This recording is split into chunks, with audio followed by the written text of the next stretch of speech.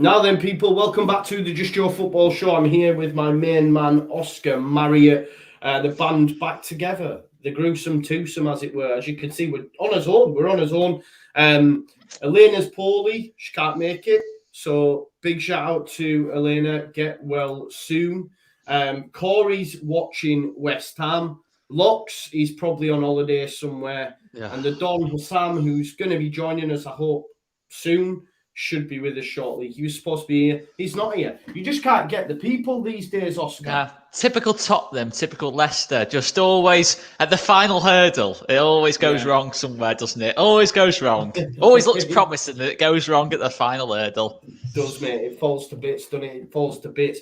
How have you been, mate? Before we go obviously through the Premier League predictions for the weekend, how's getting over Leeds been for you?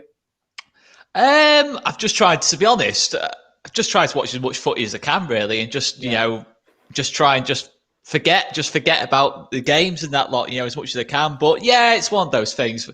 I'm confident enough to say on Saturday we won't be as bad as what we were on Saturday. I don't think we'll play as badly as that all season. It's not possible for us to play any worse. So that's the positive, if you want to take a positive spin on it. But yeah, mate, I think obviously Raf being back's a big boost.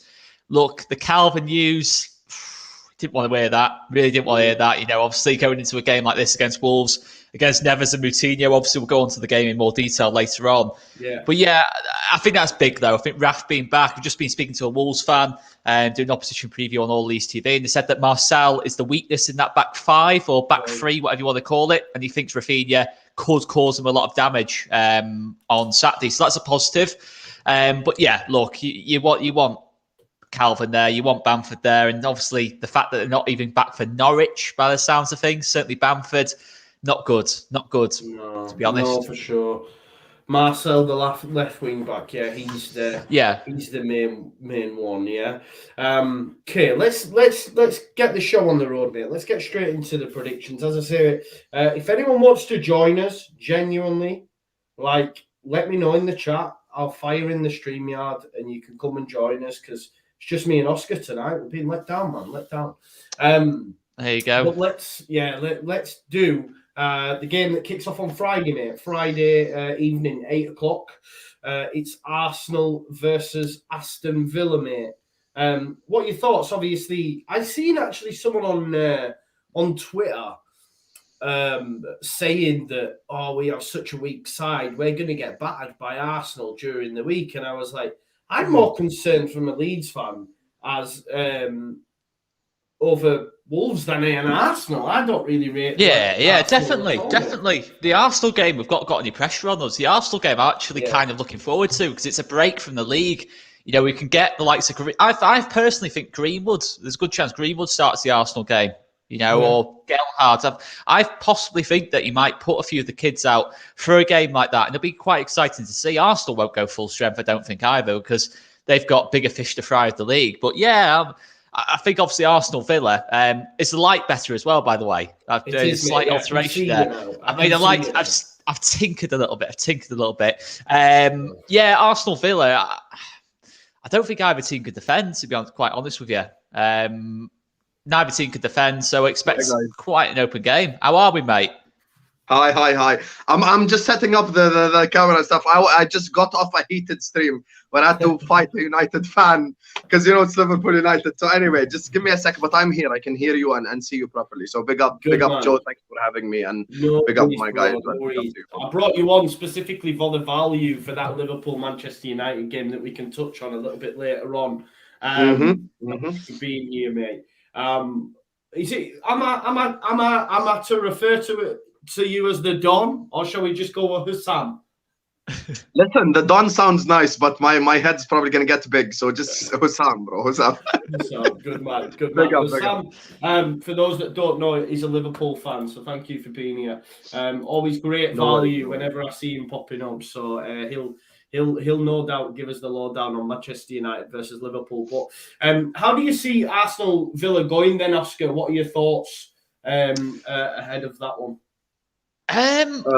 Me or okay, so my bad. I thought it's me. No worries, it's all right. We'll go Oscar first. I think Arsenal win, to be honest. I think Arsenal get the win. I think Villa is so questionable at the back in terms of Mings and, just Mings. Let's just go on to Mings, to be fair, at the back. I think him against Aubameyang. Aubameyang's having quite a decent season, to be fair, in terms of goals. Certainly better than what he was last season. I mean, Pepe's never really going to turn up for you. I think Arsenal fans are starting to give up on him a little bit. But Saka and Aubameyang, I think there's enough there for Arsenal to win this game. But they never make it easy. I'm going to go 2-1 Arsenal. Decent 2-1. Game, I think. 2-1. What are your thoughts? Just Hassam, just interested. Obviously, you can tell us your thoughts on both sides. But are you a little bit, maybe, I don't know what's the word I'm looking for, but I think a lot of people expected Villa to be really starting well, and I've seen some streams people are talking about, they could break into Europe and all that sort of stuff, but it's not really gone well for them, has it really? Yeah, it hasn't at all. And I think I was actually probably 5 weeks ago saying that Villa's manager could be the first one to get sacked, Dean Smith, because they have not met the expectations, possibly of their own fans as well. Because listen, when you get players like Leon Bailey, who's a Champions League quality player, you get players like Buendia, who Arsenal wanted them as well. Other players as well, Danny Ings from Southampton, who's a proven Premier League player. At the end of the day, when it comes to Villa, I expected them to do much better. They're a bit inconsistent right now, and I still think with a better manager they would do better. But listen, with Arsenal, I just don't understand Arsenal. But I think they actually will win this game. Like I here's the thing: Arteta, Oli, Lampard, Gerrard, the few new managers. With Arteta, I don't actually think he's as bad as people say he is. Like I'm honestly not bantering. Like I genuinely believe he's actually okay, to be fair to him. So I'm actually going for an Arsenal win in this one. I just Villa are too inconsistent. They could win this 3-0 and they could lose this 3-0. So I just think it's the lack of consistency with Villa as well. So fair enough. It's quite interesting, isn't it, Oscar? Because we were actually talking last week about the next manager potentially to be sacked, and I went with Volley, but we were discussing Dean Smith as a potential. Yeah, I think there's a possibility. Because is it 3 defeats on the bounce if they lose this? Or something like that. I think they're on a pretty dodgy-ish run. They're not going to go down, Villa. There's too much quality there for them to go down. But I think what the problem Dean Smith's got is a bit like when Bale was at Tottenham under Villas-Boas and people like that, or Suarez under Rodgers at Liverpool. As Hassam will know a bit more detail. The problem he's got, Dean Smith, is that now Grealish is gone. All of a sudden, that question will be asked was, last season, was Dean Smith actually that good? Or was it just Jack Grealish? Or was it all Jack Grealish? Obviously, he had a big part in it. But was it all Jack Grealish? Was it all Suarez at Liverpool? Was it all Bale at Tottenham in that lot? And that might be the question that starts to get asked. I still think Villa have recruited well. I think, as Sam said, Bailey's a top signing. He'd get into most teams at this level for me. I think he'd get in that Arsenal team. He'd improve that Arsenal team like no end, to be fair. But yeah, no, he's under a bit of pressure, I think, Dean Smith, because you could say victim of his own success, but Villa have spent a lot of money. Let's not forget that. I know they were in the Championship a few years ago. They've spent a lot of money, Villa, and the Villa fan base, obviously, they're vocal and that lot, but they can turn a bit, the Villa fans, They turned on Grealish quick enough. Yeah, no, you make a fantastic point. Someone's just put in the chat here as well, Matt. Did you have a full bit? Were you doing a live stream? Literally an hour ago, I thought, right, come off the live stream and think I've got an hour to get rid of this, because I was growing it out a bit. But I thought, just Oscar, mate. I was looking in the mirror and I thought, nah, you just don't suit it. It's just pulling off like me and Hassam. Nah, you know what I mean? Not at all. Yeah, we've got the vibes, man. We've got the vibes. Do you head in after a while though? Like I'm thinking now. I'm glad I did it. I'm glad I've shaved it now. I've not regretted it. I look I can't shave it all off. I look like a 12-year-old kid, so I'm never gonna do that. Like I'm never gonna go zero beard at all. Mate, I look like Lord Voldemort when I ain't got mine, mate. So it's better for me. It's better for me to keep it. Right. Let's get some score predictions then on Arsenal Villa. So I'm gonna go 2-1 Arsenal. Oscar? Yeah, 2-1 Arsenal. And yourself, Hassam? I did not plan this, but 2-1 Arsenal as well. That was my prediction. So I would say 2-1. Brilliant. Right, let's move on to Saturday then. 12:30 kickoff. First kickoff on the Saturday is Chelsea versus Norwich. surely, Hassam, Norwich get. I mean, then again, Chelsea don't really score. Apart from obviously last night, they scored a few, but they very rarely score over 2 goals really in the league. Listen, I'd shake my head and agree to everything you said if it was anyone else besides Norwich. Norwich are they should not be in this Premier League. Like, I have no idea why they're wasting our time. They're already in the Championship. Like, they're already planning for next season in the Championship. They're gone already. There's generally no hope for them to stay. It's just the same old crap. Like, I don't know how you come into the Premier League, play attacking football, excite everyone, get relegated, and then when you come back in, you do the exact same thing one more time. But this time, your attacking football is even worse than it was the first time. Like, I kind of don't get it. So Norwich are down already. They've been relegated in my eyes. If it was anyone else, even if it was a Burnley or like a Southampton or just any team who don't have to face Lukaku or Werner, I would have been like, okay, you know what? Maybe they have hope. But because it's Norwich, I still think Chelsea will smash them. And I know you don't want me to give the prediction now, but I think they're probably going to score 3 or more goals because that's how horrendous Norwich are. So Norwich have already lost this game before it started. Like, they generally have zero hope. Yeah, it's mad. I do agree with everything Hassam's just said there, Oscar, but I still have this horrible feeling inside my head that Leeds United, who play them next weekend, will give Norwich their first win of the season. I think it's written. I swear. And if we did, the thought of that, Oscar. The thought of that. Honestly, the thought of that. I mean, this Norwich team is bad. I mean, as Sam said, it's not just bad; it's really, really bad. Like, at least, the season before last, they were quite exciting. They had Buendia in the team. Pukki was, started that season quite well, didn't he? Obviously, he was getting the goals and that lot. And yeah, I mean, not even getting, if not Pukki, Sargent, who's up top alongside him. I don't know if you saw that miss against Brighton. Oh, it was shocking, wasn't it? That's the worst. That'll be miss of the season. It's not the fact he's missed. It's a lack of conviction. Just put your foot through it. Why not just put your foot through it? That would absolutely drive me bad as a Norwich fan. They're playing a back 5 by the looks of things. It just still looks a bit dodgy to me. But Chelsea, I know they beat Malmo 4-0, but I don't know. I just don't see this Chelsea team. I just don't think they can take a game away from anyone at this moment in time. I think Mount and Havertz have both dropped off a little bit form-wise at the same time. Lukaku's still at it, but is he fit for this game? Because he did come off. No, he's injured. Yeah. Both are injured. Both Werner and Lukaku. Both of them. Yeah. Well, I still think they'll win. Come on, you still think they'll win. I'll go 2-0. Are Norwich any better than Malmo? Ask yourself this question. If Norwich went to the Swedish league, would they win it? They wouldn't. So it's it's sort of the same situation, man. It's just, well, that's it. I still think Chelsea, though. I think it was 2 Jorginho penalties, wasn't it, in that 4-0 yesterday? I think 2-0. I think Chelsea will be pretty comfortable, but I don't think they'll completely take it away from Norwich until maybe later on. I'll go 2-0. Yeah, I think I go along with that as well. Whenever I look to back Chelsea, I very rarely go over that 2-0 mark, even when they've got Lukaku and Werner. And maybe if they had Lukaku and Werner, I'd be like, right, okay, I might go over it in this game. But the fact that they haven't, I am just going to go with 2-0. But Hassam, you've gone for a big score, I'm assuming. 3-0. I went for 3-0 to Chelsea. I think, look, with Lukaku out the team and Werner out the team as well, when they just revert to their old 3-4-3, they look a bit more fluid. So they're probably going to create more chances, but Lukaku won't be there. But at the end of the day, it is Norwich. So I'm giving Chelsea 3 goals. So I'm going to say 3-0 to Chelsea.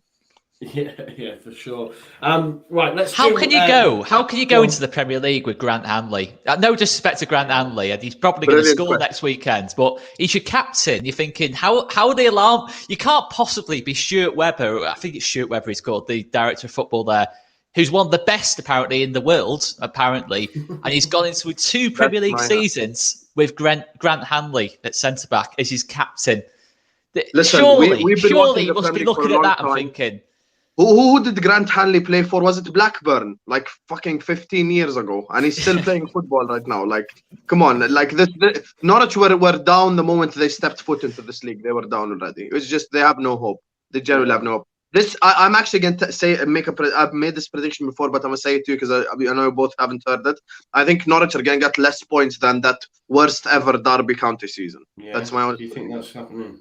It's going to happen eventually, isn't it? Yeah, it's going to happen eventually, because I know there was a lot saying that about Sheffield United last season, but I think if anyone can, it probably will be Norwich. Someone's made a great point in the chat. Grant Hanley starts over Cooper for Scotland, which is a fact as well, Oscar. I don't know how you feel about that. This is why Scotland aren't good either. You're not even giving a good example. Like if you said Italy or something, I'd be like, okay, maybe he has something, but it's Scotland, so same thing. With all due respect, listen, come on, let's not act like Scotland are good either. So no, it's fair. Fair. You could just stop it there when you said it's Scotland. I love that. I rate that slightly. It's Scotland. For sure. Let's do the next one, man. Let's do Crystal Palace versus Newcastle. Oscar, last time out, Newcastle, I backed them. I was thinking the whole, the new takeover. I thought they get, and then they score within the first couple of minutes, Callum Wilson, and I'm like, I put money on it. I was like, I'm going to win my bet here, decent odds. And then they just fell to bits. I forget the name of the coach that's taking charge over the weekend. I don't know if Graham Jones. I think he was part of the England setup as well. Was he part of Steve Bruce's backstaff, or was he brought in afterwards? I think he was his right-hand man. I think he was that. Should I think what Championship club he was managing before he went to Newcastle? Luton, I think he was managing before he went to. But he's quite well thought of, to be fair. I know they were raving about him during the Euros in terms of Grealish and that lot were. So I think they'll at least probably try and play a bit more on the front foot. I don't think they can play any more defensive than what they are doing. But I think Palace are good. Really do think Palace are good. I mean, Conor Gallagher, keep patting yourself on the back, mate. It was some pick out, mate. It was some pick out because he's been absolutely unreal. Unreal Ramsdale save denies him a outstanding goal against Arsenal as well. Edouard, what a player he's looking like as well. He's got in the FPL team this weekend. Yeah, he has to. He has to. Yeah. In terms of bargain, and Elise's obviously started to get himself a couple of games, and they've still got Eze to come back in. Zaha didn't even play against Arsenal. I just think there's too much in that Palace team. I like Anderson and Gueye as well at the back. I think that's quite a nice young partnership, and it does its job. So I can't see anything other than a pretty comfortable Palace win here. So I'm going to go. I'll go 2-0 Palace. I think it'd be pretty routine. Would you go along with that, Hassan? Do you think? I mean, we'll talk about the Newcastle situation in just a sec, but just what are your thoughts on this game? I think this won't end in a Palace win. I think this probably ends in a draw. I think Newcastle, listen, new manager bounce, whether he's in the stands or he's in the dugout, we don't know. We might wake up tomorrow and he's been announced, obviously, Fonseca. Because according to rumors, he was interviewed today. So, they could just give him the job tomorrow. But when it comes to I believe in new manager bounce. Some people don't. Me personally, I do believe in it. And I think Palace, like obviously when with momentum, it goes both ways. Them obviously losing the 3 points against Arsenal in the last minute could, affect them in a negative way, sort of. And Newcastle, they've been freed from the shackles of Steve Bruce, who's just one of the worst managers in history. It's just one of them ones. Listen, this is just God's honest truth. Like this whole thing with dignity, he's managed Sheffield Wednesday and Sheffield United. I think he's managed Newcastle and Sunderland. Both Birmingham teams as well, Villa and Birmingham. Yeah, Villa and Birmingham. There you go. So it's just listen. Sorry, not Sheffield Wednesday. Sheffield Wednesday, he left them without basically telling them. They knew from the media. So this whole Steve Bruce is the nice guy. He isn't the nice guy. Every time in the press conference, it's always about me. I've done better than Rafael Benitez. How dare you put yourself in the same sentence as Rafael Benitez? It's just this guy pisses me off. But anyway, they're freed from his shackles. I think they're going to go out there, express themselves. Crystal Palace are okay. Sort of like Villa, inconsistent as well. Sometimes good. As in the famous word, sometimes maybe good, sometimes maybe shit. So when it comes to Crystal Palace, I think, they should hire him, shouldn't they? Gattuso, just to make it even funnier at Newcastle. It'd be brilliant. That would be amazing, actually. Do you know what, though? I've heard a few people say this, and I think there's something in it. Crystal Palace are performing well in games, but they're still looking for that first win, aren't they? Am I right in saying? Or have they only won one game? No, Palace beat Spurs. One game, yeah. So they've only won one game, I believe. Really? I think they've won another one. Was it against Norwich they beat, I swear, or something like that? I feel they've only won one game, really? I think they've only won one game. Let me check. I'm going to find out for you now. It sounds like I'm wrong based on what you guys are saying, right? So now I need to check this information. Let me check. I think they beat someone else. I'm unsure. I think it might be Norwich or Burnley, if I'm not mistaken. Oh, that won't surprise you. It probably was. If they played one of those two, they probably have beaten them. I'm supporting any team against Burnley. Burnley relegation is victory for football, bro. It's just I'm so sick and tired of Burnley Football Club. You have no idea. No, they have one win against Spurs. That's it. They can't have lost many though either. No, they've only lost. They've got beat by Chelsea and they got beat by Liverpool. The rest of the games they've drawn.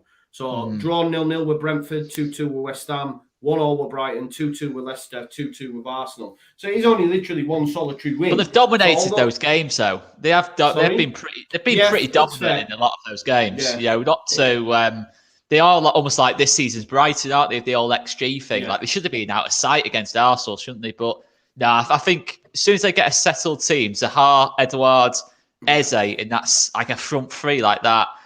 They'd say Palace could finish anywhere around that top 10 for me. I genuinely do think they'll. I think Vieira's letting him play on the front foot a little bit. Yeah. To be fair to him. Yeah, well, I was saying you were going to be first manager sacked as well, and I was well wrong with that one. To be fair, I did say could still be though. Nah.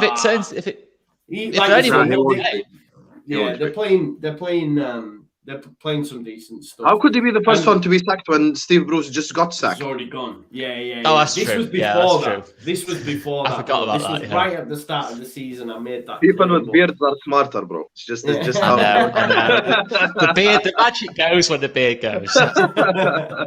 Yeah, I quickly retracted it anyway. But let's talk about Newcastle. So, do we think Fonseca's going to be confirmed? That's going to be done, Hassan? You see, the problem is with Newcastle, they're sort of in that, like, they're right now, the decisions they make are going to have a long-lasting impact. Because here's the thing, do you get a manager, and no jokes, like Sam Allardyce, who keeps them in the league? Or do you go down that route of, let's just start the project now? I think they're in that, like, in the middle category where they can't get Conte, and they shouldn't go and get Sam Allardyce. They need someone in the middle. So there's just a few managers who fit that, like probably a Potter, but would Potter leave Brighton? That's the question. Would Rodgers leave Leicester? So many questions when it comes to that. So I think, based on the situation they're in right now, they are 19th. I mean, yes, they have incredible owners and all that stuff, but they're 19th.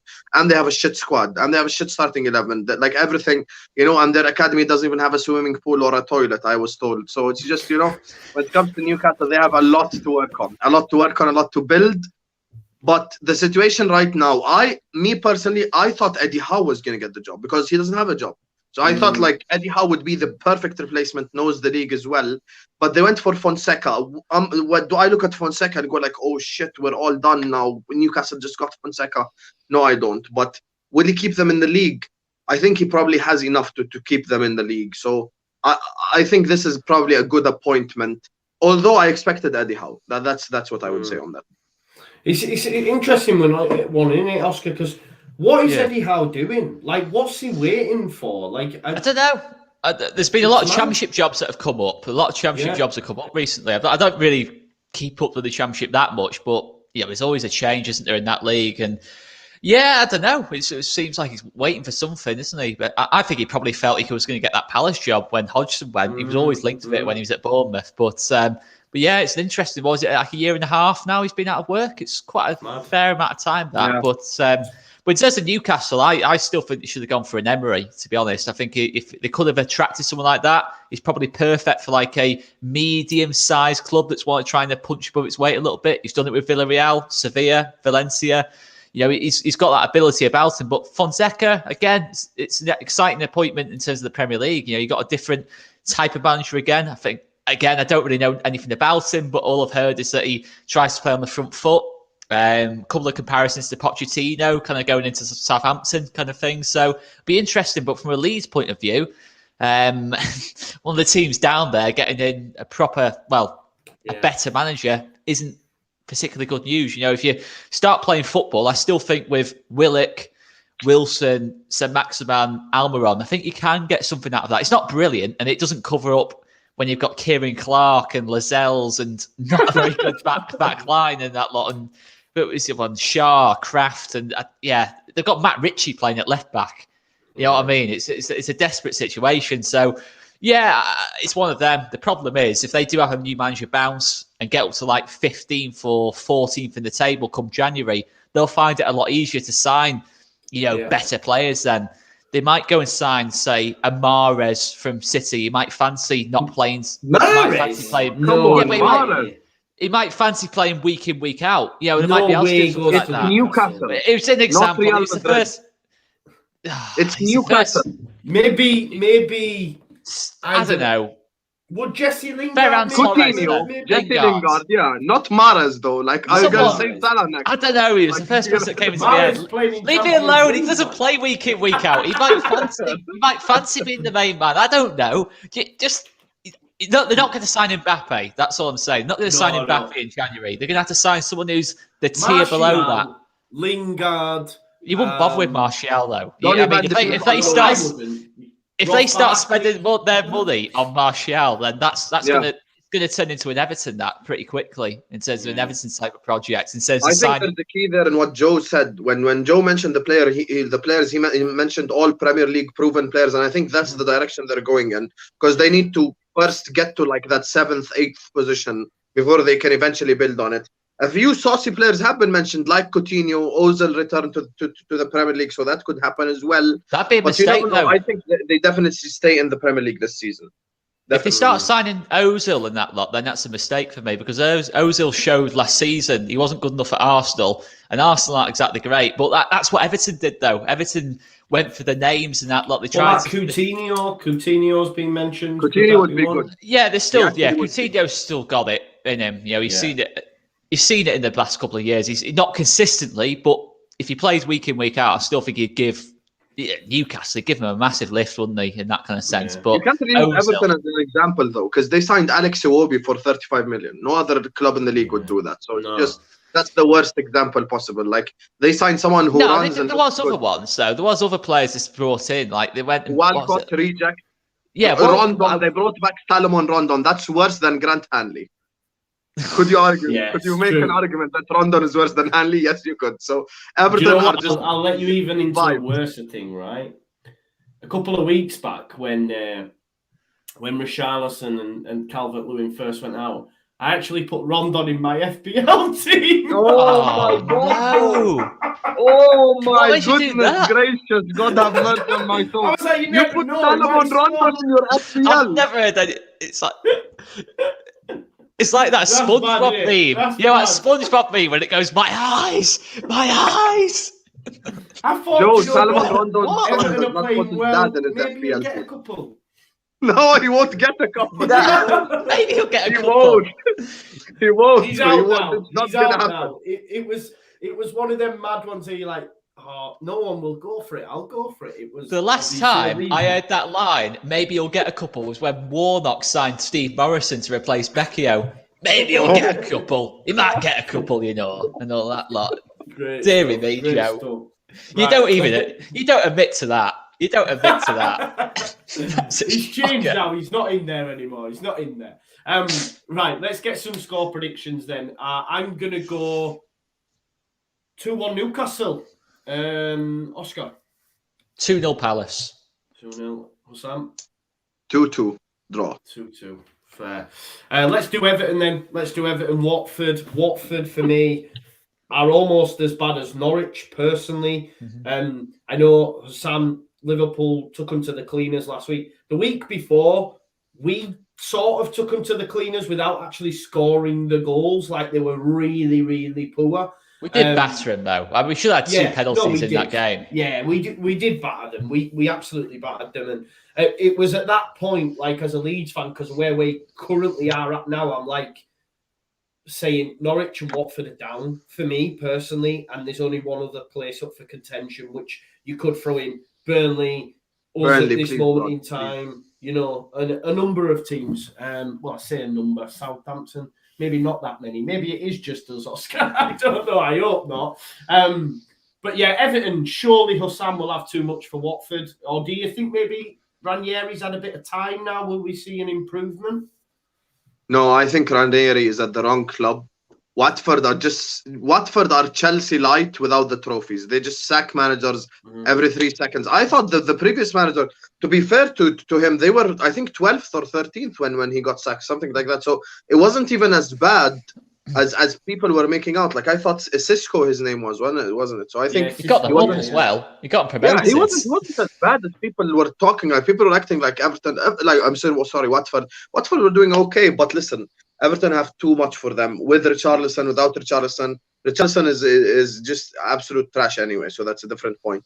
But when it comes to Everton, they just have too much for Watford. So I think this is probably going to end up in a Watford Everton win comes to. I hope a Watford win, but Everton win comfortably. I think I'm going to go Everton 3-1 in this one. I just think Watford away from home at Goodison, like you see how Mourinho never suited Man United. You see how like Ranieri just doesn't suit Watford. Like there's something about that club that just doesn't click with the Ranieri. I just don't know why.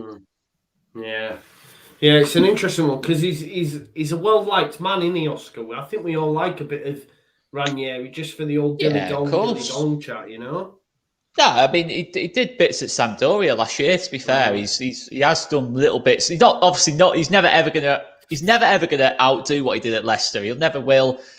You can't, can you really? I think that's kind of he's almost a victim of that now. That for Watford, success would be staying in the league, but because it's Ranieri, it comes with this kind of thing where I saw people saying that Ranieri will cause a shock against Liverpool, and you're thinking, no, they won't. There's no manager in the world is going to get Watford the result against Liverpool in the form Salah's in, or it would be an almighty fluke to do it. But the thing with Watford is the only reason they are above Norwich in the table, and I'm a big fan of his, is Ismaila Sarr. Sorry, he's really stepped up for him. I was getting a couple of points on the board. Quiet the last few games. I said this last week. That's a bit. But I just think if you're playing Watford, you stop Sarr, you stop Watford. Really, ultimately, they've not even got to do Corey in that midfield like they did, a couple of seasons back. They're playing against him this weekend, and I just think. I don't see how they're going to stop Everton scoring. I can't see anything other than quite a routine, standard Rafa Benitez 2-0 kind of win. Won't be the most prettiest, but it won't ever really be in doubt. 2-0 Everton. Yeah. I'm going 2-0 Everton as well. I think they'll make it pretty comfortable. Watford are very ordinary, and I think they will go down with Norwich. We're now going to do Leeds United versus Wolves. That's the next one on the agenda. Hussam, we're going to come to you first of all. I want you to be gentle with us, bro. But just give me your general assessment of Leeds United. Obviously, we played you guys as well, and we were well beaten. What's been your general assessment of Leeds United this season compared to last? Just talk to me about Leeds, mate. Just take the floor. It's been, to be fair, a bit disappointing with Leeds. Like I expected them to be doing a bit better than they are. I'm like, you see, the thing is with Leeds, you guys want to be hated, like you want to be dirty Leeds and everyone hates us and all that, but like you're not hated right now. So there's people like who, obviously except by United fans, but like when it comes to Leeds, there are people who I just feel like it stems out of jealousy. Like you'd have the odd like Southampton or like, mid-table club fan would go like, oh, Leeds get all the thing in the media. I'm like, yes, because they play entertaining football and they stay up. Norwich, you can learn something. You can play entertaining football and stay up. No, you don't have to play entertaining football and go down. You also don't have to play Steve Bruce, Sam Allardyce, Tony Pulis football and go down either. So look, Leeds, I expected better from them. I think, look, realistically, playing entertaining football, cracking 10th position, 9th position would be good for Leeds. Specifically, here's the thing as well with Leeds. Like, if you could get that Conference League spot, that would be amazing as well. It is European football at the end of the day. And like, when you think of it, would you have a better opportunity than this season? Because Arsenal are absolute trash. Spurs are trash. Leicester aren't the same as last season. West Ham are okay, but they also aren't as good as last season. So when you think of it, that's probably 5th place onwards, all dropping off. So like you expected Leeds to be one of the teams, just like Villa, you expected them to be the team to, be pushing those teams. So I think Leeds a bit disappointing. Watch them against like the one game that Leeds just absolutely pisses me off is against Man United. Every single time, like they just do the same thing and it just frustrates fuck out of me. Like I just want to like I just don't understand what they do. Like, why? Why the same exact thing against Man United? And Man United just have so much space and stuff. But if you play anyway, like you played, for example, when you beat Man City last season, that was like proper. Okay, you actually dug out a performance. But the one man for Leeds, who I know we've been linked with in the summer, and I'd love to have him, but I'm in enemy territory right now, so I'm not gonna say that. But listen, Rafinha. I actually watched that Brazil-Uruguay game, and Rafinha was actually incredible. Like, you know, the one thing is with all due respect to Leeds, sometimes when you watch like a player surrounded by other world-class players, like Brazil, you know, Neymar, you know, all these incredible players playing for them. When you see Rafinha there, he doesn't look like he doesn't belong. Like, he looks like he belongs among the top-class players on earth. Yeah. So I think Rafinha is definitely a gem there. But is Bamford back, or is he still injured? Nah, Bamford out, 2 weeks out. at least. Yeah, so no Bamford, no Ayling, no Calvin. So we only have Rafinha back, really. Not gonna lie, I've done plenty of predictions. Like, I've done predictions on my channel, on Igal's channel. I've done so many predictions, and I've always backed Leeds. So, and they've always let me down. So this week I'm backing Wolves. Just maybe, you know, maybe I'm gonna reverse the judge on your club. So if Leeds win, just have me in the back of your head. Be like, okay, because you predicted that Wolves win. It's why Leeds are gonna win. But Wolves are another dodgy team. Like, Wolves, you just don't know what you're gonna get with them. They just came back from 2-0 down against Villa and scored 3 over there in why did I forget the Villa's ground name, bro? I'm just anyway. They came back from 2-0 down, scored 3 goals, 1-3-2. Wolves are just proper dodgy and annoying, and I hate them as well. Like, not as much as I hate Burnley, but I hate them. But Is there any teams outside Liverpool that you do like? What do you mean? Like their style of football? Well, don't hate. No, listen. I only really hate Man United. Man United. I hate Man United. I hate Man City. I hate Chelsea. And the only other club I hate is Burnley. Like, that's it. Like, that's proper hate. Fair. I think that's fair. You can dislike someone else. You can, come on. You're a Leeds fan. You have a club that you just dislike for no reason, even though there is no rivalry there. Leeds at the minute. Oh, wow. Wow. I'm just joking. Wow. I'm joking. Wow. I'm joking. So, Oscar, obviously, I think a lot for me looking ahead to this game was riding on the press conference. The press conference happened, and we find out only Rafinha's back. Now, I say only Rafinha lightly because, like Sam said, he's exceptional, right? He is exceptional. He's an outball for us, and he can win games on his own at times. You know, we've seen that all get us points, you know, by pulling out a lovely strike or whatever and a bit of trickery on the right-hand side. But I was expecting Calvin back. I was expecting Bamford back, you know, and obviously that's not happened. And for me, and this is the first time under Bielsa's tenure that I've said would be very lucky to get a point, Oscar. I genuinely believe that because I know Wolves didn't start great and are a bit all over, but they've won 3 games on the bounce now. Hwang Hee-chan looks a good signing. I think Trincao possibly could be back, but if not, they'll play Adama Traore. You've got Raul Jimenez through the middle. For me, we have to play Forshaw. If we don't play Adam Forshaw, you've got Click trying to deal with Neves and Moutinho. Like, it's just, I am worried, bro. Talk to me. Yeah. Talk to me.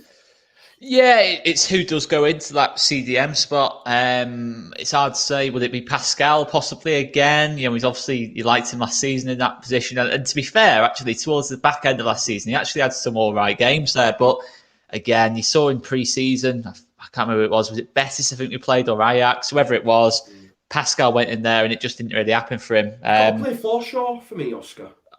The only thing I'd say about Forshaw was that last 2 games he's come on, Fulham, Southampton, he's not looked at it, in all honesty. He's not looked anyway. He looks like a player that's been out for 2 years. For me, I'm personally controversial. Maybe I'd go Lewis Bate out the 2. I'm just looking what he's doing for his.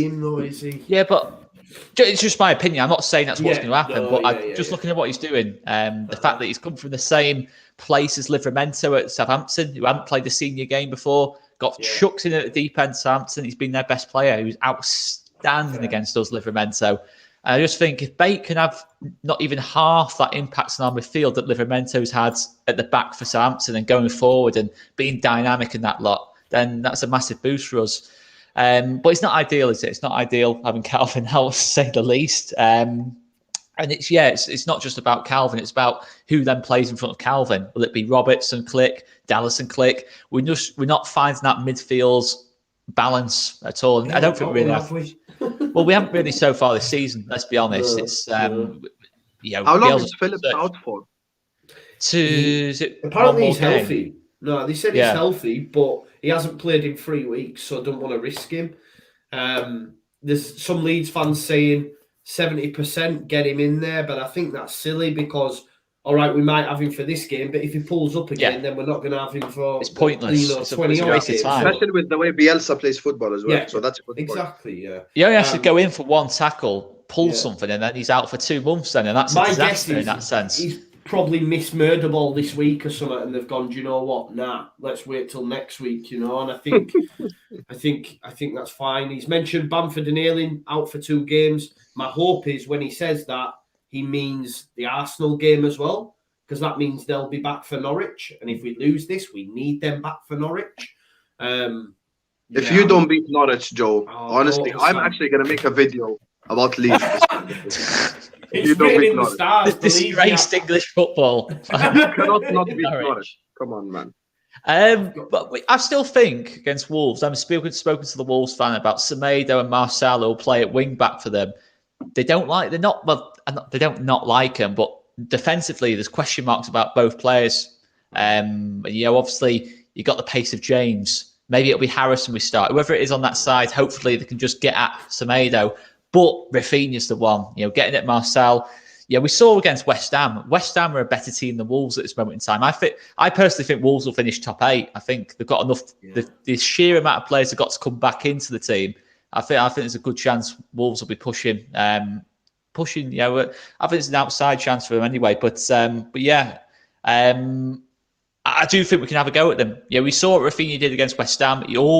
Had he stayed on that pitch, let's not forget he came off with 20 minutes to go. I think we get a result from that West Ham game. It was just wave after wave of pressure. As soon as Rafinha went off, West Ham knew they could push up and try and win the game, and that's what they did. And it's just so key. We need to get something more out of Rodrigo. We just need to get some service into him. It's not all Rodrigo's fault, but he has got to take some responsibility for some of the things. And I think all the players have, to be honest. I think Bielsa's coming for criticism this week, but there's not really, if we're being truthful, is Rafinha this season for me, and maybe Shackleton's had quite a good season, who have performed anywhere near the levels. And that's not me having a go at the players. That's me rating the players because they can give so much more than this. Even Llorente, I don't think is actually... I love Diego Llorente, but I don't think Llorente's been that good. Apart from Watford, I don't think he's been that good in the other games, to be honest. So that's why I'm confident, still feeling confident, because you only need half of them lot to start playing to their usual level, and I think we'll start to see better performances. I just think there's that many players who are off it at this moment in time. Just get 1 or 2, playing back to the usual levels. Get KP back in.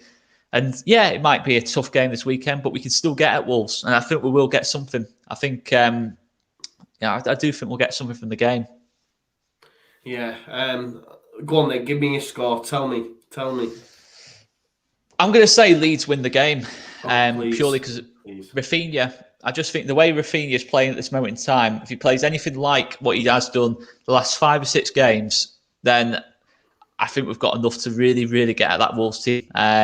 Because it's not, Conor Cody, I don't think is the most convincing of centre-backs. If you get Rodrigo running at him, I do think, I think the thing as well is, you've got to remember, every single time Leeds have had a really, really bad performance, I'm thinking like Brighton away last season, Man United away, we bounce back. We do tend to bounce back with big performances. That 5-0 at West Brom, that 3-1 against Tottenham. We do tend to bounce back. I'm going to go for it. I'm going to say 2-1 Leeds. It won't be a comfortable game. Wolves will miss the odd chance. They're not the most clinical team at this moment in time, so I'll go 2-1 Leeds. Yeah, I'm I'm going one apiece, bro. I'm going one apiece. Oh, it might be more positive than Joe Waitman this week. Yeah, exactly. I'm just What not about that, feeling eh? it, mate. What about that?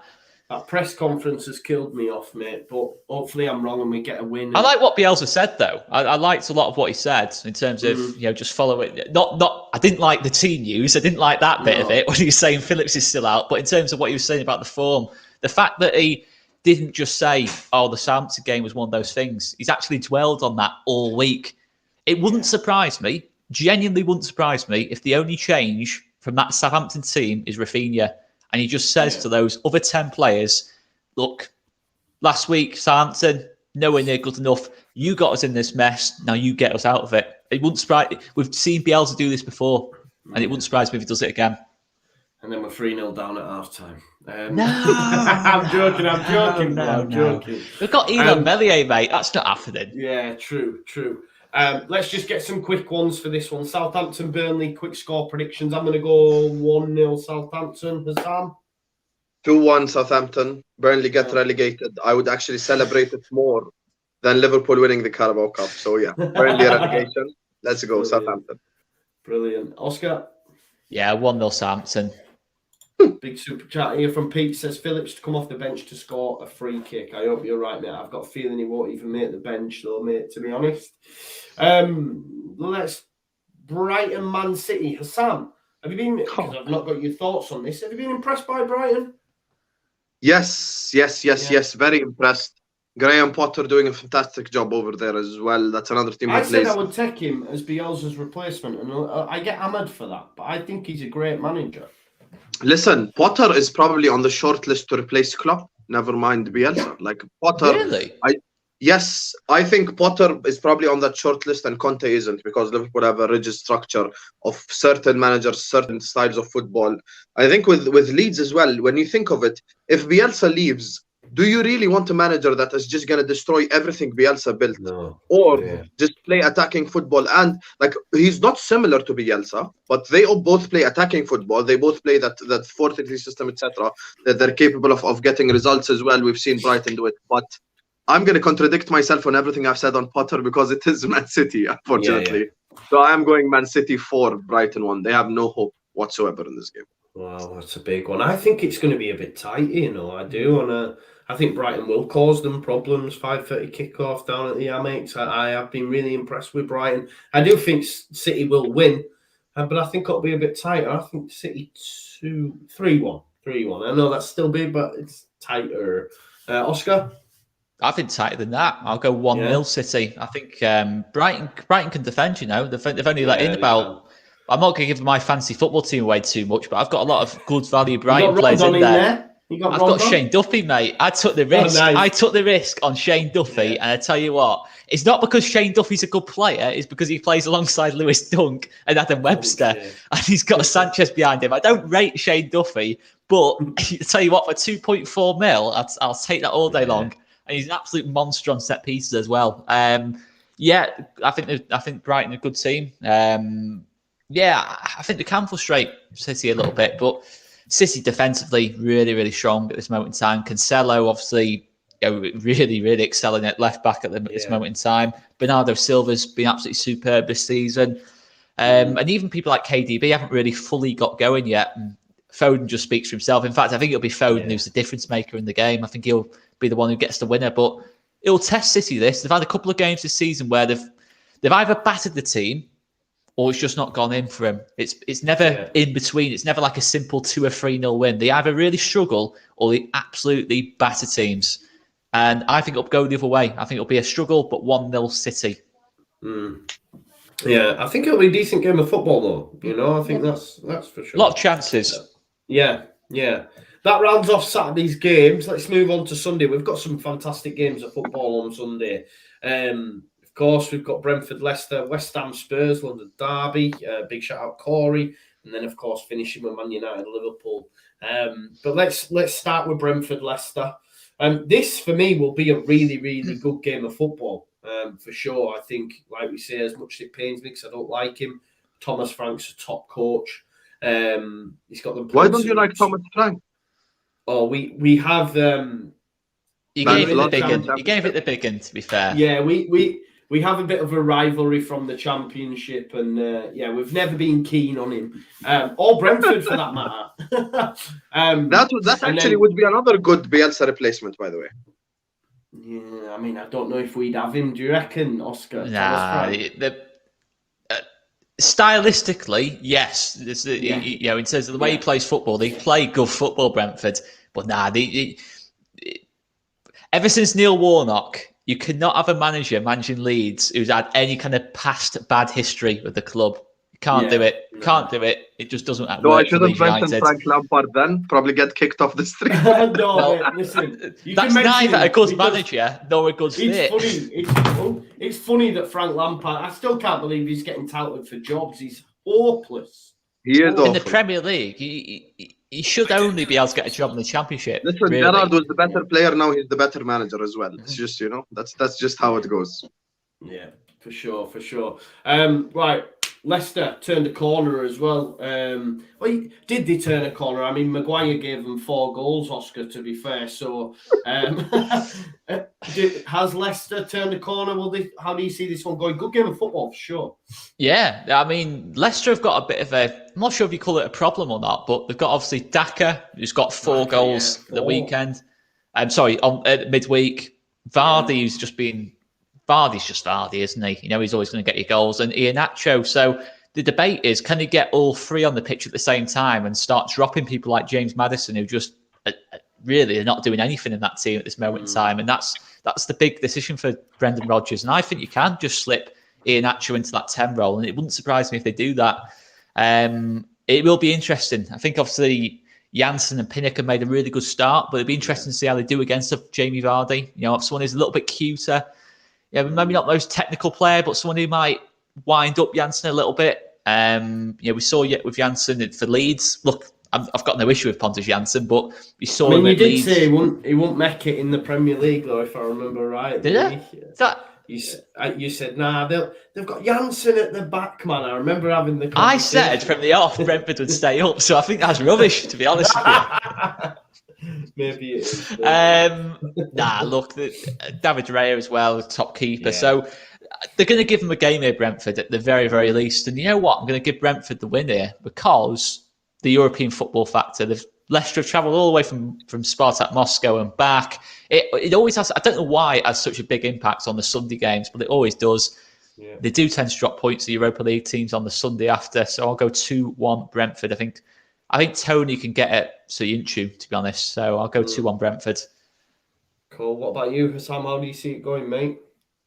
I mean, listen, he says when you eventually qualify to Europe, you'll see why it makes a difference. It genuinely, like Europa League just ruins everything for some reason, unlike the Champions League. Like, I just don't know why. Maybe it's because of the prestige. Maybe it's because you travel to further away places. That's what I mean. The time difference between games is the exact same as Champions League, so it doesn't. That's what I mean by it doesn't make sense. It doesn't. It genuinely doesn't make sense. But it's just like the Europa League is just genuinely a horrendous competition to be in for any team. So I just like it. It genuinely affects. We've seen, by the way, even good teams like Man United when they were in the Europa League under Mourinho, they ended up finishing 6th, even though they had like a brilliant team back then. So look. When it comes to this game, last week, Leicester versus Man United was literally trash versus garbage because they've both just been absolutely shit this season. Both of them. Leicester have just dropped off a cliff this season as well, at the start of the season. So they haven't been good either. Maguire is just like, oh my God. And then you have idiots putting him in combined 11s, but that's a different debate. Look, when it comes to this game, I agree that Brentford are actually going to win this game. I actually see Brentford winning, but it's not just down to European football. I think Brentford have actually been impressive as well against the big teams. Like Chelsea were lucky to get 3 points out of Brentford. They drew with Liverpool. They beat Arsenal. So Brentford are capable on the day. And the way Leicester have been defending, like I know what they done against United offensively on the weekend, but defensively, like Leicester have actually been a shambles. So I'm actually going to go for a Brentford 2-1 win in this one. I generally think Brentford win this game.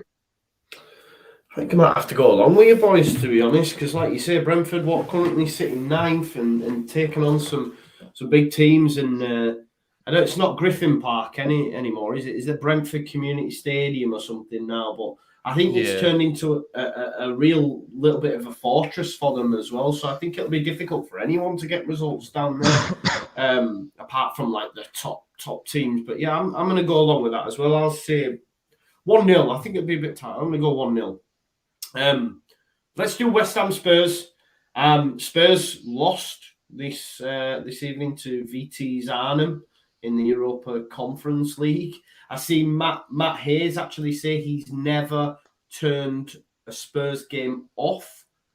However, tonight he turned a game off. So they must have been so bad tonight. It's mad, really, because I know they are poor, but they're fifth. Like, I know they're poor, but he's got them to fifth, like as Nuno. So is it as bad as... That's their ceiling. Their absolute ceiling as well. They're not a top 40. You can't finish top 4 with Eric Dyer, Skip, Davison Sanchez, Emerson Real, Hugo Lloris, Reguilon. It's not even like one player short. You're talking a whole back 5 midfielder. The front 4's good, in terms of Ndombele, Son, Kane, even Lucas, though. Lucas Moura is a little bit on and off. He's not as good as the other 4 of the other 3. Sorry, so I don't really see. Basically, that's Lucas Moura right there. Well, he can turn up from time to time, but what I'm saying, the Brazilian Theo Walcott, I love that. All this talk of Tottenham hairstyle as well. Can I just ask you a question just before you go? I don't want to interrupt you, but if in a theoretical scenario where one of the top 4 dropped out, wouldn't you say they're probably the most likely one to get into the top 4? I'd actually say the team they're playing was more likely West Ham at this moment in time. With Europa League football? I just think I think West Ham have got a better balanced team. They've got a decent back 4. Zuma and Ogbonna do a decent job. Rice and Zuchek. If you put Rice in that Tottenham team, you might be having a bit of more of a conversation about them. It's overrated. Overrated? Oh, you don't like him, Sam? Oh. Listen, Declan Rice, this is just what I'm going to say on it. You could probably go to La Liga, French League, Spanish League, German League, find 15 Declan Rices who would cost half the price. Generally speaking, I don't see anything like. We need Corey, man. Oh, we need a Corey. We need a Corey here tonight. Corey's on every I disagree with that, West Ham are playing, but we'll have to get you. We'll have to get you on next time with Corey, because Corey. I mean, I'm a massive Declan Rice fan. I can't lie. Like, I think he's fantastic. He's one of the best in the league in that position. Sam, no? He really isn't. I wouldn't say. Who would you say is the better ones? I'd say probably the City, Liverpool, Chelsea players are all better than him. You probably are looking at Jorginho. Yes. Oh, don't get me started on Jorginho. I tell you what, honestly. Declan Rice dictate the tempo of the game, like Jorginho can. I tell you, the only thing Jorginho can do better than Declan Rice is points. He loves points, just Jorginho. He loves telling everyone else where they need to be. Listen, I'm not the person who says Jorginho should win the Ballon d'Or. I think it should be Messi, but Jorginho dictates tempo of a game and passes well, and tackles well, and defends well. He took Kante out that team alongside Jorginho. Honestly, he's not that good. But I would say Fabinho's better. Yeah, Rodri's probably better, but after Kante's that, better. Jorginho's better. Kovacic is better. Kovacic shouldn't get a game for Chelsea. Oh my God, you're overdoing this now. Kovacic is actually a brilliant player. He is. He's a good player. He's a good player, but he's not as good as Rice. He's brilliant. A brilliant player. What's Declan Rice good at? Tell me what's one thing you look at on the TV and go like, that's Declan Rice. Tell me. Tackling for a start. Tackling, engine. Come on, man. Declan Rice isn't even a real DM like that. He isn't an Ndidi Fabinho type. Like, he progresses the ball and all that stuff. Like, he's got an all-round game. This is it. He's not just limited. What are your thoughts on Calvin? Oh, Phillips. Yeah. I rate him higher than Declan Rice. I'm not even going to lie. I do love that, though. I'll tell you what. We'll let you have that. We'll let you have that. Yeah. I thought you were going to say then, he's even worse. I know. No. I like Calvin Phillips. Calvin Phillips, for example, his passing is very good. I think his passing is better than Declan Rice. He actually knows how to progress the ball quickly. Like, I think you guys would notice as well when you watch him. for Leeds. Obviously, you do watch him way more than I do. When he gets the ball, he doesn't dwindle on the ball. He doesn't get the ball and keep it for 5 hours. Like, he immediately progresses it. And I think he's good at like ball progression. I think he's good at tackling. He's better than Declan Rice. Declan Rice is basically an overhyped story because he was in the Chelsea. Like, this is so disgusting to me. I've never seen a player like literally just, you know, twerking for another club in the Premier League as much. Just because he was in the academy, he wants to tweet about Chelsea and suddenly just post Instagram pictures of him and Mount. Like, we get it, but you play for West Ham, so can you stop with this entire thing? Like, it just gives me the ick. Like, I hate it. And I think he's bang average. He's genuinely okay, not bang average. He's okay. He's good, but he's not anything special, I'd say. So what I say, he moves to a top 6 side in the summer. Yeah, for big money. Yes, and I say he will flop at the top 6 side, and we shall have this conversation, and we're gonna go like, yes, Sam, you're right. Yes. You know how much money West Ham are asking for him? 70 million. Yeah, it's a going rate, man. Yeah, but in the context of what? In the context of Grealish, if both of us were to sit down and watch the French league, the Spanish league, the Italian league, the German league, just sit down and watch those 3 leagues for 3 months. How many midfielders do you reckon we could get on the level of Declan Rice without the hype? Yeah, but the argument I'd use there is that you've just seen Chelsea sign Zaul from Atletico Madrid. Probably a more technically gifted footballer than Declan Rice, but he's not got the all-round game in terms of Declan Rice can do a little bit of everything for me. You know, that Everton game last weekend, he was unreal. He was actually genuinely unreal, I thought. So do you rate Mason Mount then? Mason Mount, I actually genuinely think. Yeah. I wouldn't say overrated, but probably. Mason Mount does a bit of everything, just like Declan Rice. No, but Mason Mount plays higher up the pitch and hardly gets any goals or assists for what he probably should get. Yes, but Mason Mount has nothing special in his game either. He's a jack of all trades. Yeah, but he's an attacking player. You know, in terms of Declan Rice, if he can tackle, you know, progress the ball, you know, play passes. Do you not rate Mount then? No, I do rate Mount. I do rate Mount, not as highly as Foden, not as highly as Greenwood and other youngsters in the league, but I do rate him probably top 5. But when it comes to Rice, I just think it's generally just overhyped. It's as known the English tax, because I think you'd probably find a German, a Spanish, etc. player with the same base level of quality. England, Germany at the Euros. Try telling Tony Kroos that Declan Rice is overrated. He put him in the bin. He sent him into retirement. He retired the day after. That's a one-off game in a knockout competition. A one-off game. Big game. Tony Kroos didn't turn up. Declan Rice did. And Werner Calvin missed Phillips an did as well. Havertz missed an opportunity. They could have been 1-0, 2-0 up. Could have been, but they we weren't. should never use England as a measuring stick, because they literally have Ollie with a waistcoat on. So let's not even go. Yeah, but Declan Rice is playing well in that team. This is the point I'm making. If it was a better coached team, he'd probably do even better. Phillips played better in the Euros for England than Rice. I'd agree with that. And I'd say. So did Henderson. I'm taking a point further. Henderson didn't play. I really like John Henderson. No, Henderson doesn't look better than Rice. Yes, he does. Oh, I don't rate Henderson highly, by the way. I'm not one of them ones, but it's just like, bro, Rice. I just hate overrated players. I just hate it, and it's going for 70 million. Like 70 million. You do realize 70 million? Like, is Declan Rice worth Rafinha money? I think he'll go for more than 70. Yeah, I think he's a really good player. I think it's just the position he plays. Whether or not you agree that it's the right amount, I do think when he leaves West Ham, it will be for more. You're talking 80 plus for me.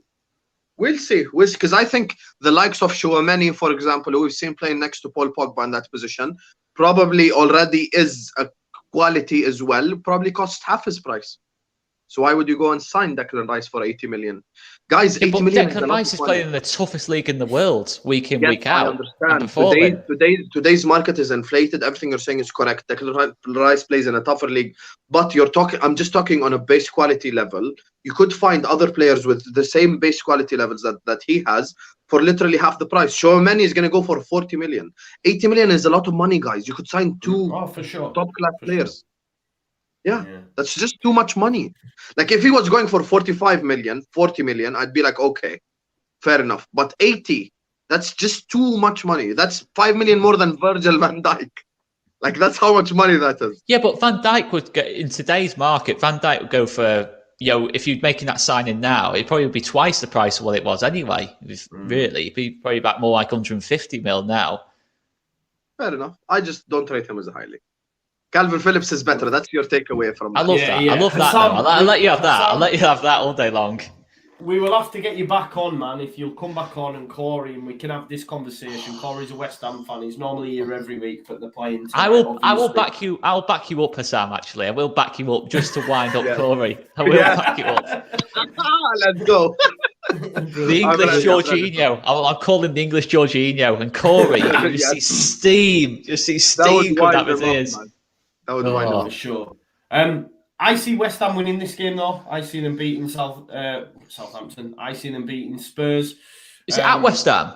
Yeah, it's at West Ham as well, mate. So I'm going to go for 2-1 West Ham win. West Ham, for me, biggest team in London, man. Forget Chelsea. It's all about the Hammers. Listen, Oscar, we've just spoken a lot about Declan Rice, but it's just the other guy that I think people need to talk about is Antonio, because he's just been mad this season. He's been. Yeah, I think West Ham win this. I can't see anything other than a West Ham win, to be honest, which seems mad considering Tottenham have got Son and Kane on the pitch, but I just think Moyes will find a way to stop him. Certainly Kane, I think, can be, to Zuma and Ogbonna forms quite a nice partnership. And yeah, I'll go 2-1 West Ham as well, to be fair.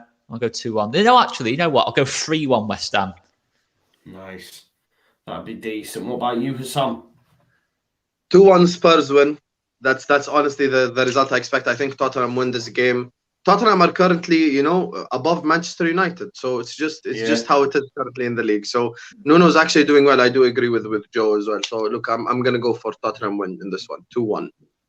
Yeah, it's a man, because he gets absolutely hammered left, right, and centre, and then when you actually look where they are in the table, it's like they're actually not doing that bad.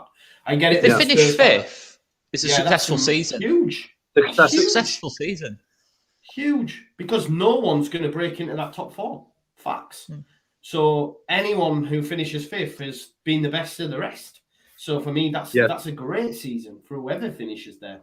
And that's even with Ollie at the wheel. They still will get in because of the individual brilliance they have within their side. Like yesterday when he put, came up trumps for them. But let's do that now. Let's move on to Manchester United versus Liverpool. We're going to let Hassan sit on ice just for a second and let him wax lyrical. But, one of the key things for me, I was winding up Man United fans yesterday, left, right and centre.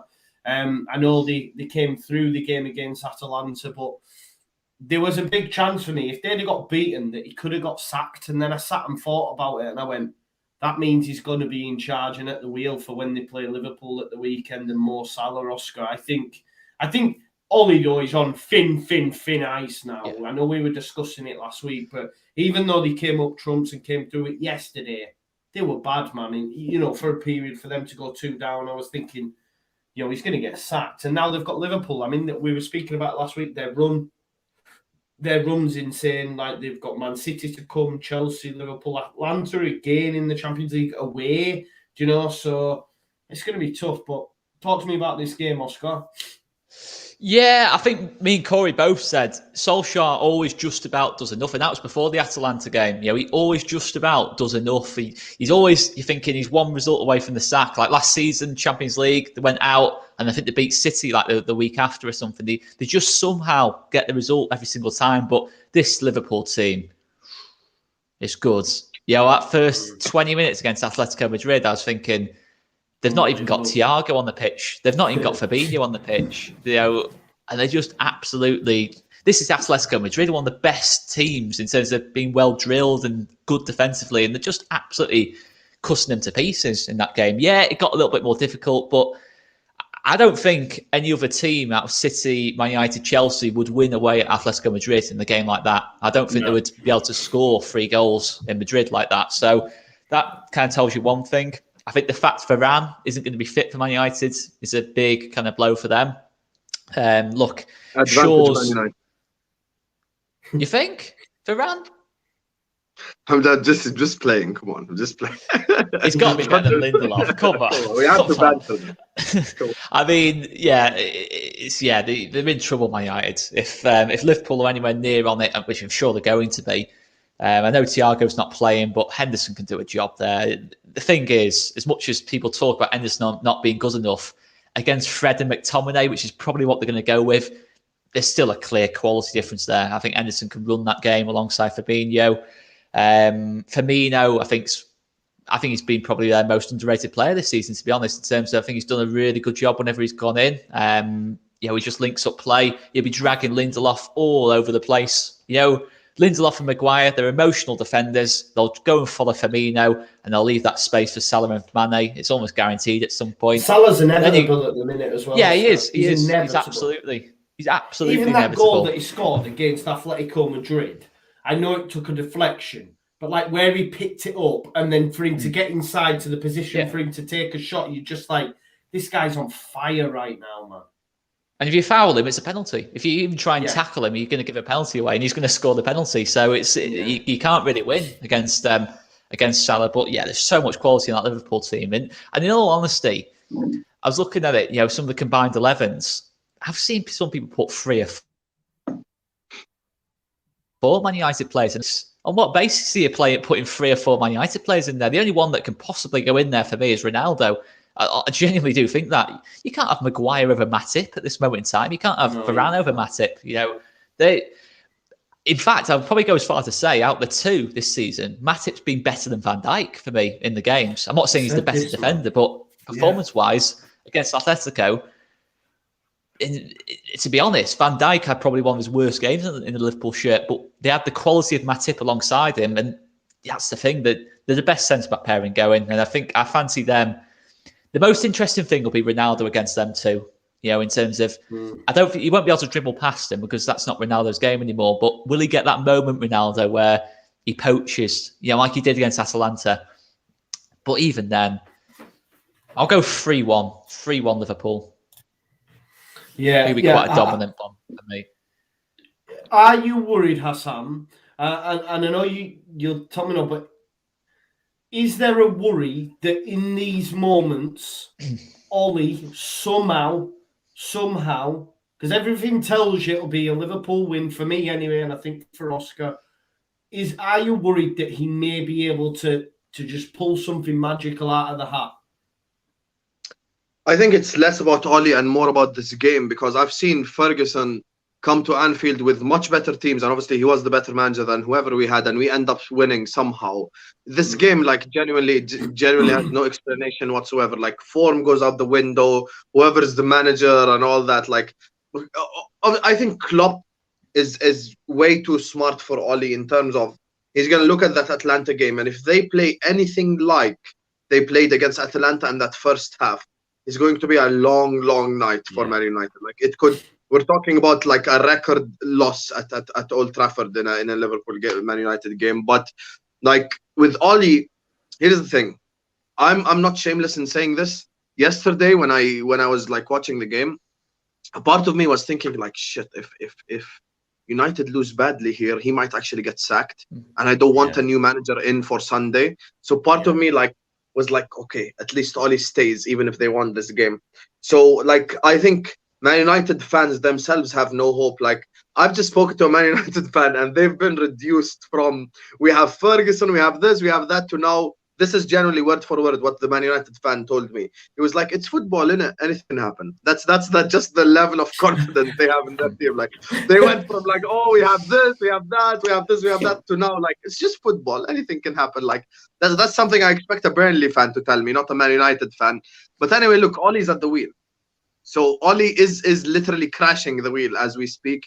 The Man United midfield is literally getting cut through like a hot knife through butter. Like, it's just actually laughable how much space they leave in behind that midfield. Like, you could literally get in with one pass. And the one key from the Atletico game is, obviously because you both spoke about it, Fabinho, when he came on that second half, you immediately noticed the difference, because Fabinho controlled that game, defensively sound, all that good stuff. So he actually kept everything just intact together. Without Fabinho, I would sit here and be like, okay, this could be a high-scoring 4-3, something like that. But with Fabinho, you could see the control of midfield. So, is he the best in the world for you in that position?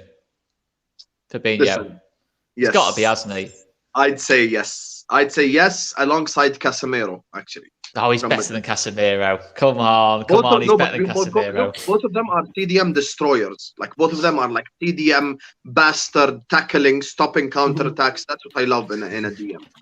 That's genuinely what I love. I love, like, give me a Claude Makelele over someone who could pass the ball any day of the week. That's genuinely what I love. So, like, my score prediction is 4-1 to Liverpool. I say that with conviction because I just think we just have a bit too much for them. Like, as much as it is like the biggest game in world football, and it's Man United and it's Old Trafford and all that good stuff, I just look at it and go like, we just have too much for them. And the one player you guys spoke of is the inevitable player, Mo Salah, right now. For the first time in my lifetime, I can honestly, hand on heart, say Liverpool have the best player on earth on form right now. I was never able to say that ever throughout. Like, I've been watching Liverpool since 2003 for a long time, and this is the first time ever I'm able to say that. So Mo Salah is inevitable, and I think we have just too much for them. And if you look at that Atalanta game, I don't know if you guys noticed, it actually looks like Oli has actually lost the dressing room quite a bit. Like, they just aren't. Like, if you notice that second half, they sort of went out there and fought for their pride more than like Oli tactically winning the game. And I think when it comes to Liverpool, like, Klopp is going to watch that Atalanta game, and I think we will actually cut Atalanta had a lot of players out as well. Yeah, yes, they did. It wasn't even their they had strength 6 side. first team players out. 6. Mental. That. Yes. And The then only it's like, problem- bro, Pasalic used to be a Chelsea player, like a Chelsea reject, scoring in your own home now.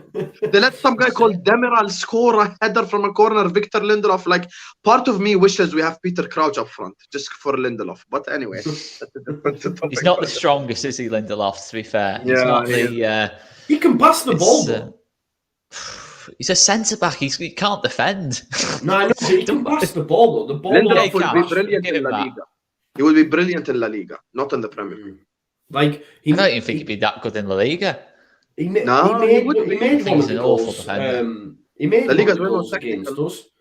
He's got a good eye for a pass from centre back for sure. He'd fit in at us, Oscar. To be fair. Oh, well, okay, all right. Mr. Victor Lindelof fan over there. No. You want to improve your defence with Victor Lindelof? Come on, you can do better. It's desperate times if you talk about Victor Lindelof. I'd say Nat Phillips would be better for improving your defence than Victor Lindelof. Tell you what, Nat Phillips wouldn't lose the headers. He won't win a header off Nat Phillips. I'll give him that. He's definitely. But the only problem Liverpool can have, and I think he's a good player, is Keita against Atletico. He just doesn't work hard enough. I thought both goals were on him not tracking his man, to be honest. Certainly the second goal. But what a goal he scored. I'll give him that. But I just think against Man United, I'd just go Fabinho, Henderson, Milner, and just run them ragged. No. Absolutely run them ragged. And just do You've actually went and gone with the Brexit midfield. Well, I actually, I actually think that's possibly what Klopp will do, because he just trusts. But Milner, but it's the right thing to do. Keep it tight and just horrendous. The last 2 games. Listen, the game against. Listen, you are emotionally attached to him because you want to come back. He does a job for you every single time he plays. He does a job, but your 3 midfielders can't be does a job. You need someone who does not does a job. Like, but you've won titles in Champions League. Milner was worse than Keita against Atletico.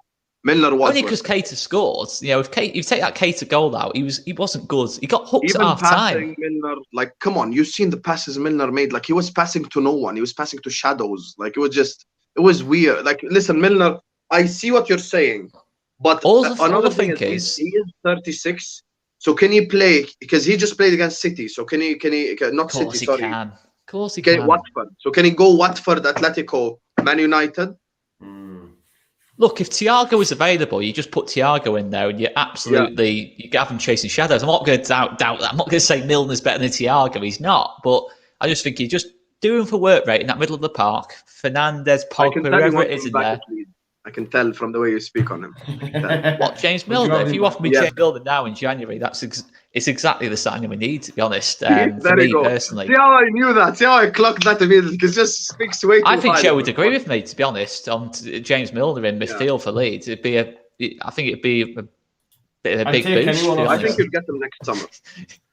You take Michael Tongue at this rate, To Joe. be fair, Yeah, Joe, I'll Joe take puts anyone. Rondon in his FPL and says he's like Victor Lindelof.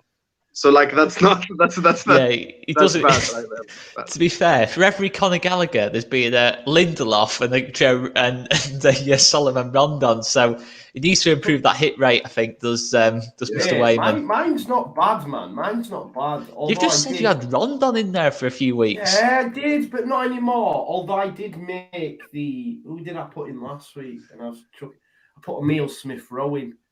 Oh, it gets Oh my worse. God, that's It gets another howler. worse. This is it. Why? What are you doing, why? Joe? What are you doing? Why would you Am put I an having a Arsenal nightmare? player in there? Do you want me to run through my team? Just put Pepe in there. You might as well. Yeah, at this might rate. as well. Oh, he's still in What there. is putting He's still in Ketia? there, actually. I'll show you. This is my team. You know? Oh, I don't want to know. Oh, shit. I don't want to No, know now. I can't even tell you. Go on, I can't. go on, go for it. Go on. No, I can't. Well, he's obviously got Ronaldo up front. Obviously, but Yeah, of course. Oh He has. wow. No Salah? Just do it. Oh, you can't see because of the thing. I can't actually. No, we can't see. We can't. Yeah, I can see it. He's still there. Star. I thought I took him out. No. Oh, you still have Salomon Rondon, man. No. Get rid. Delete your fantasy right now. Delete the entire application. Throw your phone. Just throw your phone away and just forget it. Yeah, Forget throw it. the ever phone, happens. delete the application. Come on, don't do this I've to made some yourself. transfers though. Who've I? Thank God you're not Leeds manager, but then would have been down now. Yeah, nah, would have been no. down to the championship. It's not my strong I point. love the way- FPL, I'm not gonna lie. Joe's having to go at Sarr, and he's got Sarr in his team. Man. There you got him go. in his That team. shows you my FPL. I'm not good with it, man. I can't do bench boost and wild card. It just confuses me. I just want to be able to pick a team and then just leave them for the rest of the season. So there you go. decided just because we're gonna pick a team, let me put Salomon Rondon in there. No, You he think that wasn't in makes at the it okay? start. No. But no, Hassam, in all seriousness, give James Milner a man marking job on Fernandes and Pogba. He does the job. That's the way I look at it. He does You the don't job. He understand. stops I them. want us to go there and smash them. It's not about You'll still man smash marking him. Pogba. I'm not worried about Pogba, Bruno, all this good stuff. Their midfield is open. It's open. Like it's literally like me and you could do a job against the United midfield. Yeah, but you just That's put how bad. Firmino in the 10 and just let Firmino do what he does. See, and he'll just cause havoc. now you're actually being like tactically astute. If you put Firmino in there, that's where we absolutely destroy them. If we play Jota up front alongside Salah and Mane, if we play a 4-2-3-1 do thing, that. yes. Now we're talking. Now you're cooking, Oscar. Now you're actually cooking in it. But you can't tell me Milner, Henderson. Like we need creativity. Like obviously with Trent, best right back on earth, and he can defend. You're the So I think top scoring team in Europe playing that system, though. I don't see how you can say that. You got two of the most creative fullbacks going. You got Salah, Mane, Firmino. You don't lack creativity. They dropped off a level. Like Firmino isn't the old Firmino. Mane isn't the old Mane. Like Mane missed a chance against Watford on his weak foot. Like it's just that was a bad miss. Henderson They've has still dropped off. scored. Henderson was Like actually our they've worst. still scored more than. Yeah, they have Salah, scored. which is Firmino, why- Mane. Listen, I'm going for a 4-1 win. I'm not saying this will cost us in any way, shape, or form. Like James Milner to get the fourth. No, Oh, no, you know Milner it, won't you get know a goal it. or an assist in this game. He won't. We will. But see. listen, We will it's just see. gonna be. You guys, so you guys as Leeds fans, obviously you hate Man United. But here's the question that begs itself, because I've had rival fans telling me this all week. They're like, "We want Liverpool to lose, so Oli stays." Are you in that camp, or are you like Because I've seen in the comment section, they're like, "I wish Liverpool smashed them 3-0." Which camp are you in? Oh, I wouldn't want to smash them. I'm in the camp of I want Salah to score a hat trick before half time and do the Ronaldo celebration. To be honest, in front of the Stretford end. That's all I want to see. I just want to see something like that, or even just This is why one I goal. love it. second biggest Honestly, club I in the love north. it because This it's is so why. funny hearing people try to defend this guy. Like, I think the simple question is, like, I don't feel sorry for them ever. But what I'm saying is, it's just mad. I still can't think how people are trying to make a case for him to still have his job. Like, It's because of the United DNA. That's it's why. crazy, bro. It's crazy, isn't it? Like, honestly, it's insane that he's still got a job that he was given. He will go eventually, though, because they got Ronaldo there. You Ronaldo know, the will worst run the thing dressing is, room. like, you have it's his mates in the media as well that are not calling as they see it, which I don't think. Yeah, like I think the overlap Neville's thing. probably the worst. Yeah, but the fair for overlap that. thing as well. I don't know if you saw the overlap thing, and you had Scholes try to say that Chelsea's defence was poor and that Man United had a better defence than Chelsea and whatnot. And I just think, you're talking rubbish. I don't know. I just Paul think Scholes, once again, worse player, worse pundit than Gerrard. It's just, Gerrard just proving his levels above on the pitch and off the pitch. Paul Scholes and Gary Neville are so clueless about their own football club. We would probably make more sense. When you say you have a better defense than Chelsea, what have you been watching for the past year? Yeah. Like, what actually have you been watching? Yeah. I can honestly say, you see, this is how I know Man United fans are just so insecure about their football club. I'm not insecure with my players. So when Oscar was talking earlier and he said Van Dijk had a bad game against Atletico, I'm not gonna sit there and go like, oh, Oscar, it's because you're jealous and you've never had a defender like that. Like, I'm not insecure about my players. I'm okay because I know where we are. With them, they're just so insecure. They're like, oh, we have a Champions League Varane. Luke Shaw's the best left back in the league because he had a good 3 months. De Gea has made 2 saves and conceded 4 against Leicester. Best keeper in the league. Harry Maguire, phenomenal defender. He gets into combined 11s. Paul Pogba, someone's gonna unlock Paul Pogba. Just wait until we get a DM and someone unlocks Pogba. McFred aren't actually that bad. Bruno Fernandes, scores penalties. Greenwood, best youngster. Rashford, feeds kids. Like Cavani, best striker. Ronaldo. Like, it's just, they have something for every single player to come back at you with. So it's just like, that's, bro. I didn't think you were going to go there with Rashford. I was thinking, when you said Rashford, surely not. Surely he's not going to say that. Listen, here's the thing. I love when Joe said, I don't feel bad for them, because you have this new set of fans who will just go like, oh, I feel so bad for Man United. Like, it's gotten to the stage where I feel bad. I don't feel bad at all. They ruined my life for 20 years. Every day in the playgrounds, I had people, where's your league title? Where's your league title? Blah, blah, blah, blah. Literally ruined my childhood for 20 years. You really think I'm gonna actually sit there? I would love it if United got liquidated. I would love it if Man United never existed ever again. That would put a huge smile on my face. The best line we've had on here is Rashford feeds kids. Listen, it's carried on as well. On football, Marcus. That's what he said. I don't support that message. I want Marcus to do well off the pitch. But Oli apparently is the brilliant man manager. Can't actually get Donny van de Beek on the pitch and tells Rashford to focus on the pitch. This is just the level of manager we're talking about. What I will say, though, and one player that I do really like, I do like Mason Greenwood. I do think he's special. I do think he's good, man. He's a Yorkshire boy as well. He's from Bradford as well. So I'm like, I think. So why is he playing for Man United then?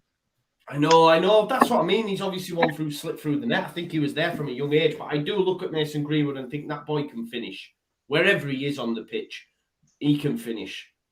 I do rate him. How many Man United players would you put in the combined 11? Of Liverpool? Yeah. 1. I could only get Ronaldo in there. Not Ronaldo. Nah, it's got. Who would you have? Based on performances this season, it's actually Pogba. No, I wouldn't go Pogba. Based on performances this season, I actually would say Pogba. Yeah, this is my combined real 11. game against us. Van Dijk, Matip, Robertson, Fabinho, obviously, Keita or whoever you want, and Pogba, and the front three of Liverpool. Firmino scored more goals than Ronaldo. Yeah, but only recently though, right? Got the hat trick again. No, I'd have Firmino and Ronaldo. I'd have Firmino behind Ronaldo. Would you not get Bruno in there? That's a cop-out. Not this season, I guess. No. Big games. Doesn't do it in the big games. Because the first game, Pogba had 4 assists, and Bruno had, and everyone's just like, "Oh, Pogba's amazing." What have they done since then? It's just, bro, Pogba, look. There you go. See, they've not done anything listen, since then. With Pogba, I actually have seen like at least good performances from him. The rest, no. Bruno's been shite, besides the Leeds game. Everyone else has been shite as well. Ronaldo scores a tap-in against Newcastle and does the C. Like, their club is down the drain, trust me. Like, it won't be long before they finish 8th, 9th, 10th. Man, listen, do you know what I know this from first-hand experience. It goes 5 years without a title, then 10, then 15, then 20, then I've said 30 this, years. and we'll finish up soon. I said this only a couple of weeks back. I am getting, and I actually heard someone say it on the Big Six, or I think it was Turkish was saying it. So for me, Man United are slowly slipping into that Arsenal realm of top four's okay, top 5. See, I think with Man United, I think Solskjaer will be gone by Christmas, similar to Lampard, and I think they'll probably get a Conte in, and they probably, unfortunately, will start to be. I fear will actually have quite a strong finish to the season. Yeah. I genuinely do fear that. How can't you with that squad, though? Really, to be fair, if you had a decent manager, that's the worry I've got. If you did have a proper manager in there, you quite easily win stuff with that squad. To be honest, I'm here to make you guys have a good day. Genuine link, Man United to Gareth Southgate. If that happens, that would be incredible. It's insane, that, innit? It was insane when I seen that. It is insane because at club manager level, he's rubbish. Anyway, let's finish it up. We've done a lot longer than I expected tonight. Great debut for the Don Hussam. I have put the link to your channel in the description, mate. It's a pleasure to have you, and hopefully you will come back again. Just tell us a little bit about the channel, what the guys can expect over there, bro. The channel is called This Is Football. It's a channel for all football fans, not just a specific group. So I don't just do Liverpool content. Kind of do watch along for the Big Six. We do other topics as well. We, like, obviously regarding recaps. We don't really do previews and player ratings and stuff like that. We leave that for other content creators. We do watch alongs. We do weekly recaps, and sometimes for big games we do previews, but it's genuinely like there's content there for everyone. We do player comparisons, just loads of content. And look, no matter who you support, you're gonna have content for you on that channel. So big up to Joe for having me. And listen, of course I'm gonna come back. I'm the easiest guy to collaborate with. All it took you is one message. So it's light work, man. We need to get you back for Corey and talk about Declan Rice for sure. Yes. That's for sure. And Oscar, Ollie's TV, what you got planned over the weekend, bro? It's the usual, obviously, post-match stuff on the when we beat Wolves. Just on the opposition preview, if you guys want to check that out. Scott's put his preview out today. We're doing a big match preview tomorrow night. And yeah, the standard stuff, really, mate. And hopefully we get that first win. Obviously, Arsenal coming up as well. We're doing probably put something out Sunday, Monday for the Arsenal game. And when we win that as well, it'll be all smiles going into Norwich. All gravy, man. All gravy, baby. Starting with a win on the weekend, and then on Sunday, some great feast of football, which will hopefully finish with a Mo Salah hat-trick and Liverpool. Just put Man United to the sword and Ollie gets the sack. But there you go. Oh no, he keeps his job. I don't know. Yeah. Hopefully he stays, but he can't lose forever and him stay. So I just want to see. 10 minutes into the game, Ronaldo and Bruno Fernandes taking it in turns, doing the old flapping their arms about thing. You know, this flapping their arms. You know that they do all the time when they're annoyed. I can't wait for that. You know, just it's everyone else's fault. Can't stand them. Right, we will leave it there. Thank you as always for watching, people.